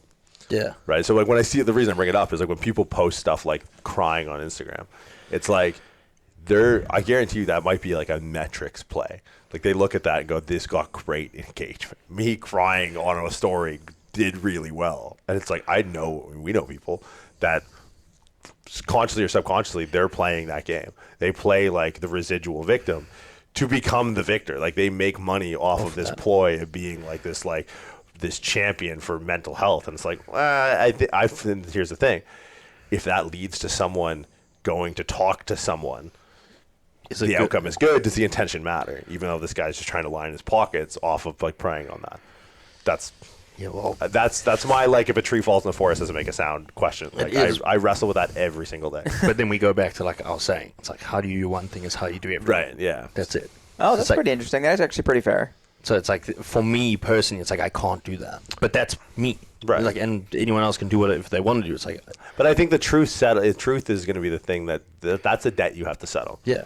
Like, I sleep easy at night. Yeah, 100%. Well, yeah. But I mean, some people are just straight sociopaths, and I'm sure they sleep easy too, and they do a bunch of go. You said one of the best things ever yesterday in the gym. I doubt it.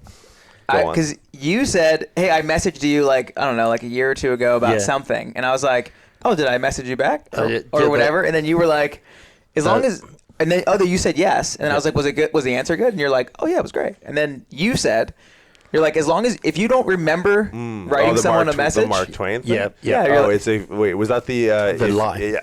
You don't If you tell the truth, you never have to remember what you said. Yeah. Right? Yeah. That's always good. Because people are like, oh, I listened to this podcast thing once and I told you to do this or whatever. You said put your front leg here. I was like, yeah, that sounds right. Like, do you remember the episode? I'm like, no. But that's probably what I said. But if you said something that was off and you knew it was off, you'd remember it. Oh, yeah. But that's the meaning of the quote. The more is you just don't say things that are off. Yeah. Right? I love that. Well, you just don't lie. The idea behind that is like if you don't lie, you never have to cover it up. Here's the biggest thing. This is why my brain fucking goes into a stupid knot. Is like Seinfeld fan? Seinfeld? Mega fan. I was really young, but my dad always watched it. Okay, so like I struggle with like the truth thing because it's so subjective that I think of so many people peddling stuff on social media is they're pulling the Costanza. It's not a lie if you believe it. Yeah. Right? Which is like, there has to be some objectivity in truth that I struggle with that. Making sure that whatever I say is like, is this airtight? Like, can this be perceived in a way that's disingenuous or dishonest? Because if it is, then then I don't know if then I have to remember it and fucking live in this lie. It's a whole nightmare. It's so tough too because someone told me like, Zoe, don't always be like, I crushed today, like I fucking rocked it. Like I'm like about to have a mental breakdown every other day. Ryan knows it because I'm just so stressed and just have so much going on, and people want to hear about that. Like people want. Like, not everything's perfect on social media. So I'm not sitting there crying on stories. But, like, if you post something like, dude, I'm having a tough day, like, the amount of people that, like, reach out to you. So.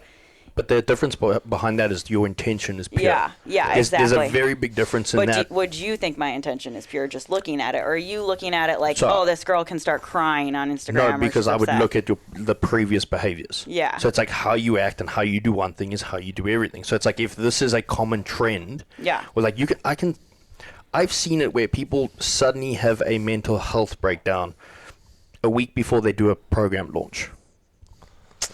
And you're like, I feel like that's not true. Yeah. And that's where I start to watch those types of things. Like I watch for your actions. Mm-hmm. Like it's not what you say, it's how things are perceived and like your lead up and stuff like that. That's true. And there's a certain level of sociopathy that it takes to keep that lie up for a long time. And one thing that I found comfort in a really like sadistic way is watching people die a death of 1,000 razors at their own hands. Like watching these people who go down this disingenuous route. And like you can capitalize. Like I'm sure if we all got together in this room with the experience we have and the knowledge we have around the industry and Make the best story ever. I'm including myself, I'm latching myself onto a tumor to this guy. I'd be like, yeah, no, we could totally, if Ryan was just like, look, right, here's the play. Here's like the 10-figure play. We're gonna sell people's own mothers to them and then buy them back. And like if we just threw all morality out the window, it was like, all right, what would be? We could we could own that yacht, right? We know because we could sell honest products and make good money. Imagine if you did like the seediest, like if we did like a fire festival fitness thing, and we cooked it up. I'm really talking myself into this idea as we go. I know the reality of it, and I'm so sad knowing that I could be an asshole and make way more money than an honest person. Right, but the thing is, over time, and you see it, but people who play like the fast and loose game, it's like, dude, you're gonna have to settle that debt. That's gonna come on. And don't get me wrong, there are people who are so far gone down the sociopathy, psychopathy route that it's like doesn't matter. They're not gonna feel anything when they hit the bottom, and they're looking forward to it. So like, flame on. Mm-hmm. But I would say the majority of people who play that game, like. There's an echelon they're trying to get to, and it might be way further than we can ever attain. But I find comfort in a sadistic way knowing that they'll never be fully fulfilled because of the exact reasons they're attempting to be fulfilled, or the exact ways they're trying to find fulfillment. So I just sit back and just warm my hands over the slow burning flame of this person's dreams and ambitions, and it helps because it is tough. Just like me when I was like starting out, I didn't have any money in anyone. I remember writing a post. God bless Kelly Starrett. When I was in grad school, I can't wait to hear this. $250,000 in debt, deep in chiropractic college. I'm maybe 45 minutes away from K-Star's gym in the city. And San Francisco? He was working with Rogue. Yeah, I was down in San Jose. And he was working with Rogue at the time. CrossFit was peak. You were probably telling every motherfucker that you're going to kill him or whatever. The year was 2012. And there was like, he made this like foot fidget bar thing with Rogue. It was like something you put under your standing desk. Huh. It was literally a metal bar that had like a little hinge on it, and you could like just put it, like you just put your foot on it and swing it back and like forth. Massage your foot? Yeah, It was just like a fidgety thing so you could keep moving while you were working. And it was like $80. I didn't have $80, so I was offended that this showed up on my newsfeed. So I wrote a post, I reshared it. Oh, sorry, Kelly. And I said, why don't we all agree to just pin Kelly Starrett under our desk and just kick him in the face and save your $80? Aggressive. And I reposted the thing and wrote that on the internet forever to see.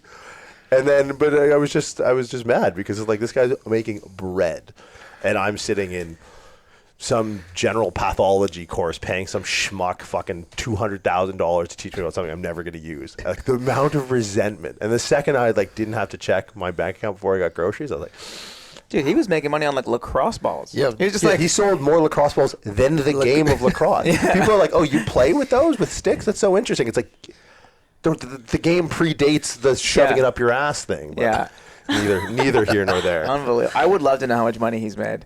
K-Star? It's got to be a lot. The hard part, though, is like, I think he did it at a time. I mean, he was definitely on the upward slope. But now, there's people that are coming in that aren't putting in the legwork that are definitely out earning everyone in the industry, right? Like, and that's where I would look at him and almost be like, man, how does he not harbor resentment? Like, we had him on the pod like 6 months ago, and he's the reason we do what we do. Like, hey, there's a guy who lifts, who is in like the physical therapy world. He even had a knee replacement and hip replacement and shit now. He's still badass again. He did the whole thing. So he was the one that like making content around that subset of fitness. He made it cool. But how resentful he must be that like some algorithm hacker guy can now come up and just be like, you know, like there's guys that do it in that world specifically that I have zero respect for. And they're climbing on the backs of his like pioneering work into the field. And as much as he's made, I'm sure there must be a feeling, and maybe not, because he's such like a kind-hearted person that doesn't think resentful deep shit like I do. Yeah. But like I look at him and be like, yo, he deserves to make more if this is what people are out there making. Dude, it's pretty insane because like you actually, because I remember getting like maybe like 6 months ago, like getting really obsessed with like V-Shred, which you said you hadn't heard of. Not until you, and I'll never forget. Yeah, and the dude, like the company makes like over $300 million a year. He's obsessed. And I remember just like, I remember just like screen recording checkout processes and doing this and doing that and like trying to figure out as much as I could. And then I talked to a business coach. An actual one, or like I didn't pay him any money or anything. It's just someone I met here this week. Okay. Yep. In Miami, and I brought it up to him, just like talking about like how much money these people were making, and he's like, oh, dude, I actually know the people who do like the back end of it. He's like, so like the guy that you think is like his company, he's just like a face. He gets like a very small percentage, and then it's like a team like of like 100 people behind it that just have like they pull all the strings and do all the things. Yep, and it's like most of those companies. Like there's a specific supplement brand in Australia and worldwide that starts with an E. It's very big, who has a team of personal trainers, and they have a face of this company for personal training, and they own this, and they just sell programs, and there's 10 or whatever 100 trainers underneath, and they all have 100 odd clients, and they literally just do that all, and it's this one company. Isn't that Liver King? Isn't that his shtick? Is he actually like the guy? He actually is the guy. Oh wow, I'm done here. So I want to get off this ride. And then he owns what are the supplements he owns? Primal. No. I don't know. That sounds right. No. Ancestral. That's it. But do you know the Carnivore MD? Yeah. I've heard of this in the last. He's like getting 48 equally hours. as big, and he owns us. Well, to my knowledge, it seemed like he owned a supplement company called Heart and Soil Supplements, and I was like, oh, that sounds like him. He lives in Costa Rica, got the hippie vibe going on. And then I saw Liver King on a podcast recently, and there was like, he has like 10 businesses, and the guy's like, oh, what 10 businesses do you own? And he's like, I own Heart and Soil Supplements, I own Ancestral Supplements, and I was like, you own all of his stuff, so you basically are the person who told this guy to like start acting weird and eating liver and talking about this and talking about that, and then you told him to pitch these supplements that seemed like his supplements, and you own that too. So he's like the Bernie Madoff of fucking of liver. And then we went to Zoe and I actually went to Mark Bell's gym and went on his podcast. Yeah, I love Mark Bell. Great. But he insisted on telling me that Liver King was natural, and I was like, okay, all right. Real talk for a second though. Like Marky Mark, a word here, if you may. Pot kettle. Like, can't we see like trend recognized trend? Like, can't we see that? Like, that to me is the most asinine thing. Well, because I respect Mark, and I was like, Mark, stop it. Like, down. I don't respect him any less. I'm just upset at the opinion. Yeah, it's inconsistent. I feel like I need to dedicate time to this. That's the only way I would be okay with it if there was an exchange, even if it was under the table. Like, hey man, I'll pay you fucking $10K every time you tell people that I'm natty, because he'd be the guy, right? Like, his brother Chris is like close to that world, is like does the whole carnivore thing, is like in with like some of those doctors that are like more respectable than whoever this carnivore cat is, but like there's not a snowball's chance in hell that dude is not just it's insane. Fucking sending it. I just man, like Natty. You gotta settle that debt, man. Yeah. Like, that's a tough one to especially when you see the training routine. He's just doing like weird stuff all the time. Like, you just don't have like bodybuilder physique from like walking around with kettlebells or like doing shit in your Riding living. camels. He looks like a He does crazy trend out shit. version of the guy who stormed the Capitol building. Like this guy's Oh my God. he's groundskeeper Willie worth like 9 figures. This guy makes no sense. Yeah. The only thing that makes sense to me that even makes him slightly relatable is the known fact in my brain that he takes gear. It's like, okay, at least I can understand that bit. I understand him sitting there with a dart doing that because I do that. Like, I mean, I don't think he'd lose any money if he admitted it. I think everybody'd be like, cool, I'm still going to buy his supplements. I don't see the hard part is this is why I think it's all a simulation. I've never met anyone in like where are these people that are buying his shit? Where are they in this room? Is he in that I've cubicle? never met one person. I've never seen Right? a supplement. And it's crazy. And like maybe that's us being so out of tune with like the accessible market. $100 million a year he makes. Dude, I'm done. I think we're 8 stories up if I jump that but swan dive into the top But of my the whole car. thing with him, if you think about it, like he created the need, like he provided a solution of like I eat provided liver. a problem. He provided a problem. He's like I eat liver, blah blah blah. It's like people are like, oh, but I don't want to eat that. And he's like, yeah, but I have this pill version. It's like he just hoarded them towards that. But who are they? That like I'm pretty sure they're everyone wearing like the same suit. And they're just like, it's a matrix. Like this is the one thing that makes me think that this is a simulation is I've never met, how is it that I've never met anyone on the Sweat app? I work in the fitness industry. That's actually fair as well. How is it That's this a person? really big this app. 1 person- million members. Yeah. No, at some point, I think I would run into someone like that would like, oh yeah, no, I've used that. I've never in my life had a conversation with a single person. And like, I'll go to general population gyms, literally all over the world. They follow Chalk Performance Training, though. Yeah. What's that? Do they follow Chalk But Performance I've Training? run into people who have done your done stuff, it. who Yeah. wear your That's what I'm shirt. saying, yeah. Hybrid, right? We're in Miami. Stephen Hayden's thing. Like, I know, like, these people are real. I can touch them. But these people, like, they're just such a fucking fugazi. Like, you don't exist. And it's like, Fugazi, I love that. what was the last name again? It seems? No, yours. My real last Yeah. name? Vigiano. See, Fugazi, that fits. That dude. That's like I'll put you in the back of a trunk. I like that. That's some Goodfellas shit. I know. But it's just You amazing. think I should change it? Yes. I mean, you've done wonders with Fish. Fisher's a brand now. Yeah, But this that'd is be true. like Nike changing it to not Nike. I still, like I said, Facebook changed the meta. How's that working out for him? It's not good. Yeah, not great. Maybe we like same. not good. Chalk meta, same. What do you think, Zoe? What do I think about what? Fisher Vigiano. I don't think you can change your name. I mean, it's a Ryan. thought. It's a thought. Think about it. But Back to this Go. thought. You said that you struggle with that one thing that we talked about earlier. That I struggle with a lot. you struggle with some things. Yeah. What I struggle with the fact that the 9-figure play Okay. is the thing that you've always loved all along, and it's just a certain smaller tweak to marketing it. And you have all the tools, and like that is what bothers me. So like that's the thing that I struggle with nightly.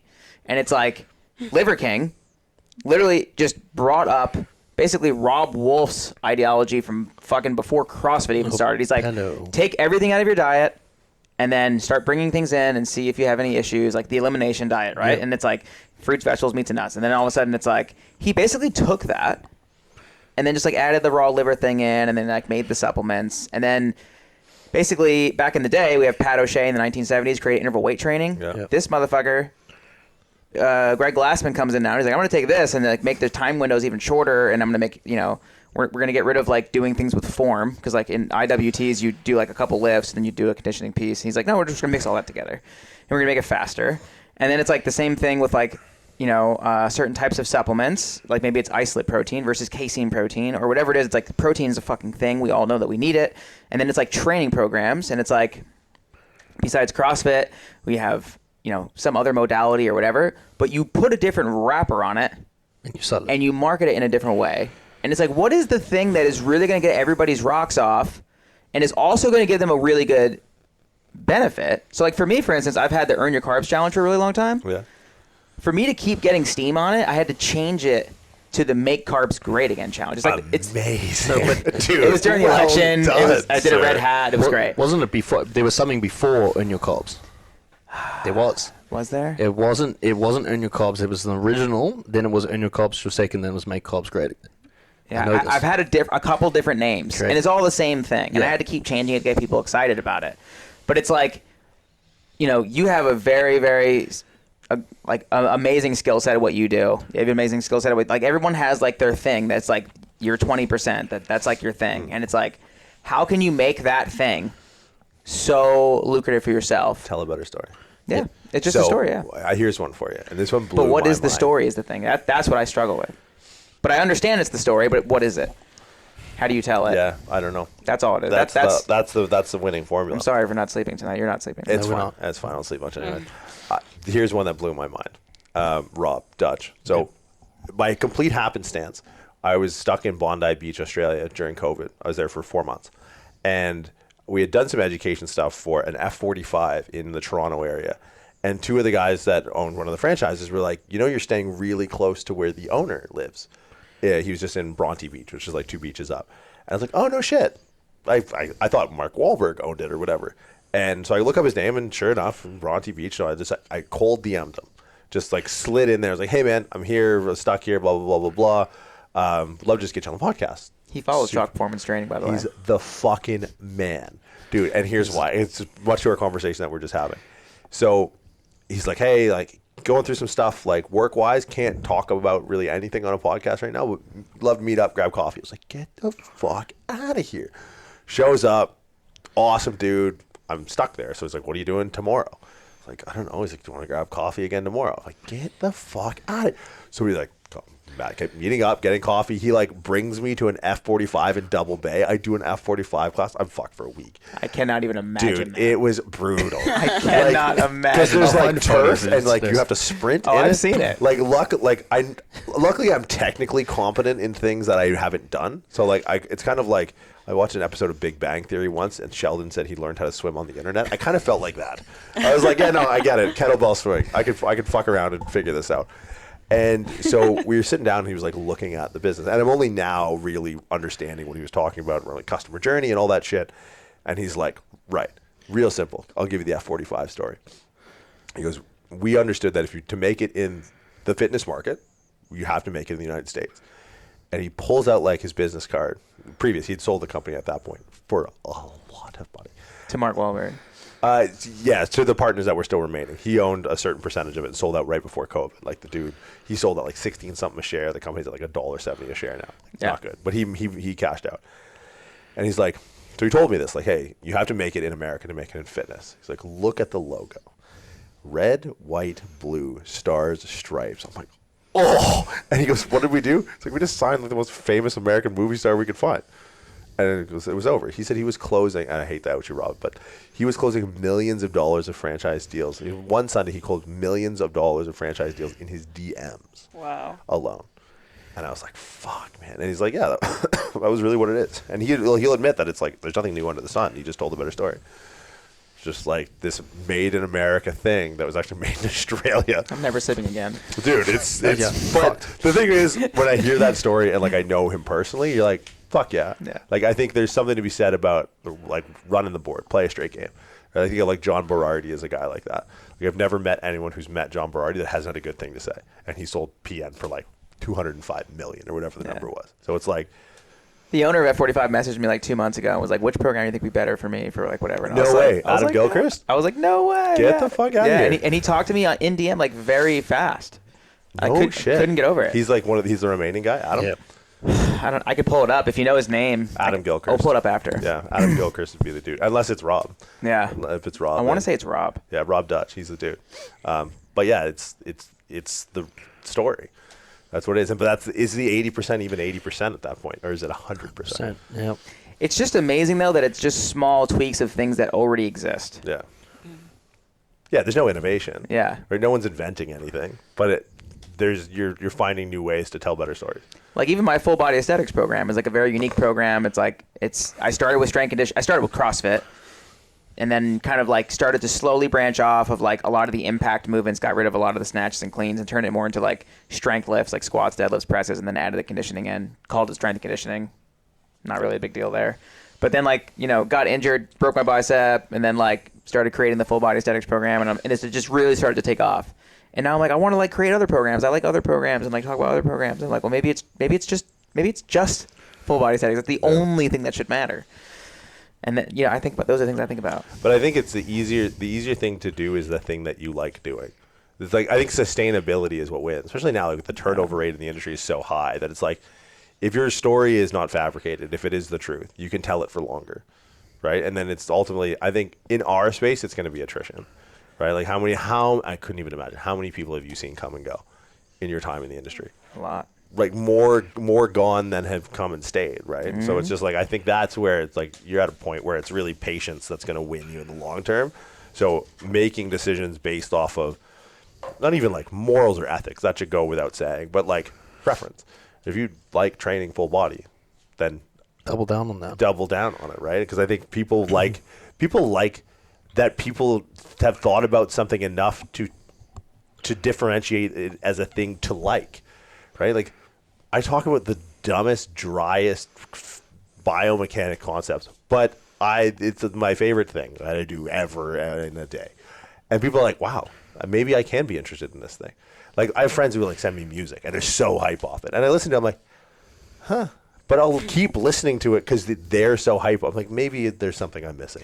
I was telling her what you did the other day, and she's like, maybe I should buy his course. Yeah, I was like, that sounds amazing. Bored out of your mind. No, like sure. that she was excites so hyped me. on it. Yeah. I mean, that shit excites I me. would almost be so. I would be so nervous if she was sitting in. Like, we had like a. His courses are all live. Oh heck yeah. Yeah, like so, like we have some people. Like there's a gastroenterologist that's taken all my courses in Singapore, and I'll talk like some medically stuff, and I'm just like, oh, I hope I'm not making all this up. And he's like, no, you're good. I was like, oh, thank God. But yeah, it's fun, but it's sustainable. Yeah. Right, and I think that's like with the industry we're in. Long term, like you're going to win. These abandoned users from failed apps and people who are like, I need to take a break. It's like, okay, they'll slowly start to come in because like I think there's two ways to win in this industry. One is fuck it, liver, trenbolone, let's go, get the fake tan and the fucking raccoon hat. We're taking this thing all the way to the penthouse. And then there's like there's no all middle the way ground. to the penthouse. There's no middle ground. Then there's like, yeah, there's I've been doing this for 25 years, and you have a reputation because if you didn't have a reputation, you wouldn't be able to do it for that long. It's like you got to be the flash in the pan, or you got to be like the tortoise in the hare type thing. So the delayed gratification and just playing that long-term game. Yeah, that's it. I just love training I like all sorts of training programs. I mean, I like personally training full body, but I like designing and like playing around with training programs. Well, it's problem solving. I like it. Yeah, it's really cool. And because I don't really feel like anyone else is really doing it. I feel like everyone just writes the same shit. Yeah. Yeah. I'm just like, we're not going to do that. Oh, so tell people where you can find us. We'll put it all in the intro. We're going to go before they I like that. kick us out. Yeah, oh, you want to do the thing? Wait, what? Do you want to do the thing? Like, because there's always like a weird segue at the end of the podcast. Yeah. I just like a Band-Aid. But if you want to do the thing. I would like to just say thank you for everyone who's been watching this. And me and this guy have been friends for a really long time. I'm just happy to be here. If you guys find me on social media, great. If you don't, yeah, that's fine. I mean, if you're still watching after a quivering bean, I mean, you got a follower for life right now. Yeah. That's just the realest of the real. Well, no, I appreciate coming out. And I want to say, Zoe's first podcast. First podcast. Crushed it. Thanks for having me. First up, honor and a pleasure. First of many. Oh, And yeah. every time I grab this guy, we never don't do this thing. But yeah, cool, awesome.